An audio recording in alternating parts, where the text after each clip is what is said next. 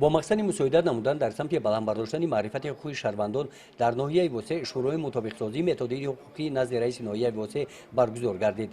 مجلس نوبتی شورا در تالار مجلسگاه مقامات اجرایی حاکمیت دولتی ناحیه با اشتراک رهبران تشکیلات و مؤسسه‌ها، نمایندگان مقامات حفظ حقوق، بخش و شعبه‌های مقامات اجرایی حاکمیت دولتی ناحیه، نوتاریوس دولتی دایر کرده شد.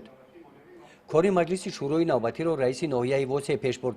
در شورا از روی مسائل پیشگیری عملهای کارپسیونی، رفت اجرای قانونهای ملی، قانون جمهوری تاجیکستان درباره تنظیم عنعنه و جشن و مراسم‌ها در جمهوری تاجیکستان و قانون جمهوری تاجیکستان درباره مسئولیت پدر و مادر در تعلیم و تربیت فرزندان با تحلیل‌های متخصصان ساحه محاکمه کرده شد.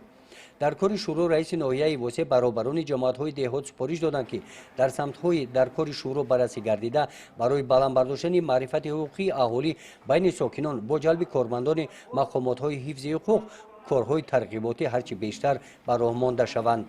در جنبش اعضایان شورا از روی مسائل‌های شنیده شده قرار قبول کردند.